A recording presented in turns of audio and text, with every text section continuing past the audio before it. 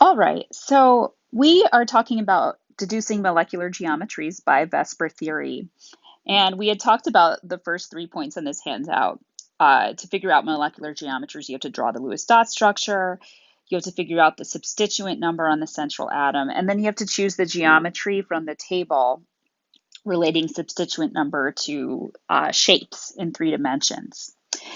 In the last lecture, I had made 2 points, which are points 4 and 5 on the front of the handout. One is that lone pairs require more room than bonding pairs. And what that does is it tends to squeeze the bond angles, as we saw, for example, in water.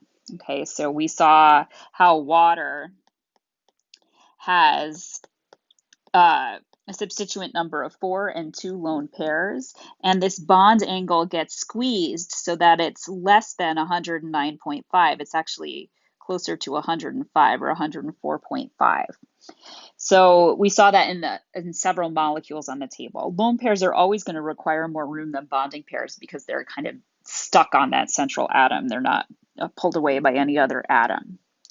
The other point that we made is that multiple bonds, like double bonds or triple bonds, are going to require slightly more room than single bonds, but still less room than lone pairs. So multiple bonds are also going to compress the bond angle for the other bonds in the molecule, but not as much as a lone pair would. So what I want to do now is go back to the flip side of the table. And we had talked about substituent numbers of 2, 3, and 4. I want now to talk about geometries for substituent numbers of 5 and 6. So let's start off with the substituent number of 5. If you have a substituent number of 5 and you have 5 bonds around the central atom, your geometry there is going to be a trigonal bipyramid. And the trigonal bipyramid in 3 dimensions looks like this. Okay, so this structure over here is the trigonal, what's called bipyramid. And it's trigonal because you have this kind of triangle around the middle, and the bond angle here would be just like the trigonal planar bond angle of 120 degrees. So that would be the bond angle there, there, and there. But you also have this kind of bipyramidal structure. So you have the bond angle here between the atom that's sticking straight up and the one that's in the horizontal plane. That bond angle would be just a right angle, 90 degrees. And the same with this. This bond angle here would be 90 degrees. So you can kind of visualize what the trigonal bipyramid would look like. Now I'm going to show you again this example. This is PF5, and if we draw the Lewis structure per PF5, there are no lone pairs on the phosphorus, and you can see that we have this bond angle of 90 for that fluorine that's sticking straight up, and then we would have a bond angle of 120 degrees for the fluorines that are kind of in that horizontal plane.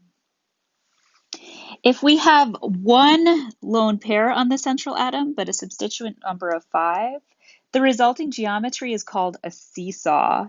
And it looks like a seesaw because if you actually build this structure using a molecular modeling kit, which you're going to do in the lab, it can kind of rock back and forth like a seesaw. So you'll be able to see that when you build these in the lab using your molecular modeling kit. If you have a substituent number of 5 and 2 lone pairs on the central atom, the resulting structure, interestingly, looks like a T. Okay, and this drawing is a little bit misleading, I think. So I'm just going to redraw it. What it actually looks like, what the T structure actually looks like, is a T, where you would have bond angles pretty close to 90 degrees here. So it would be right angles. And the reason for that is because you know that lone pairs take up more space than bonding pairs. So these lone pairs want to be in the spot where they have the 120-degree space from as many, the 120-degree angle from as many of the other electrons as possible. So that results in this T-shaped structure. And finally, if you have a substituent number of 5 and you have 3 lone pairs on the central atom, that just gives you a linear molecule that has a bond angle of 180 degrees, because it's like saying the 90 and the 90 from over here equals to 180. Those lone pairs take up more space than the bonding pairs. So they want to be in the position where they can be 120 degrees away from each other. Okay, that gives them a little bit more space. All right, so now let's consider situations where we have a substituent number of 6 around a central atom. And again, these orbital designations below the substituent number we'll talk about in the future. If you have a substituent number of 6 and you have all 6 of those electron density regions are bonds, then you have what's called an octahedral geometry, where the 6 atoms that are terminal point to the corners of an octahedron. In an octahedron, all of the bond angles are exactly 90 degrees. So every bond here is 90 degrees away from each other. Okay, so every single bond angle in this molecule is going to be 90 degrees in a perfect octahedron. The way that it looks in 3-dimensional space is like this. Okay, so you have these 4 atoms pointing to the 4 corners of a perfect octahedron. So this is your octahedral geometry. And the reason it's called octahedral is because if you actually fill in the space, you get this 8-sided 3-dimensional shape. Okay, if you ever play with little kids and you're making structures with magnetiles or something like that, you can make octahedra that look like this. So if you fill in the space, you get this 8-sided 3-dimensional shape. So if you have a substituent number of 6 and you have a 1 lone pair, then you're just missing one of those bonds. And the result is this odd structure called a square pyramid. It might be kind of hard to imagine, so I'm going to go over here, and I just want you to imagine that you're kind of like canceling out one of these bonds, replacing it with just a lone pair.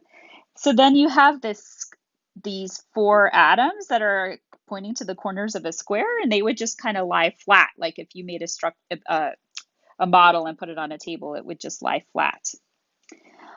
Maybe I can show that better actually by coloring out this one. Now you can see that it's a square pyramid, right? It has this like square on the bottom, and then this other bond kind of just sticking straight up. So if you have a substituent number of 6 and just 1 lone pair, you get the square pyramid structure. Some of the bonds might be squeezed less than 90 degrees just because that lone pair takes up more space than the bonding pair. So in a square pyramid, it was probably about 90 degrees for the bond angles. Oh no, it might be just pushed a little bit further in. Finally, if you have a substituent number of 6 and 2 lone pairs around the central atom, then you're just looking at a square planar structure. So the way that, and when you would also have in that square planar structure, you would have 90-degree bond angles for all these bonds. All 4 of these bonds here would have 90-degree bond angles. So the reason for that, going back to our kind of 3-dimensional shape, let me just erase all the stuff I did already. So imagine that you have 2 lone pairs. That's like canceling out this one and canceling out this one. So you're just left with this square planar structure. So that square planar structure is actually flat, and all of the bond angles are 90 degrees. So now we have described all of the geometries for substituent numbers 2 through 6. So if you look at that handout and you watch these two lecture classes carefully, you should be able to understand where all of these geometries are coming from.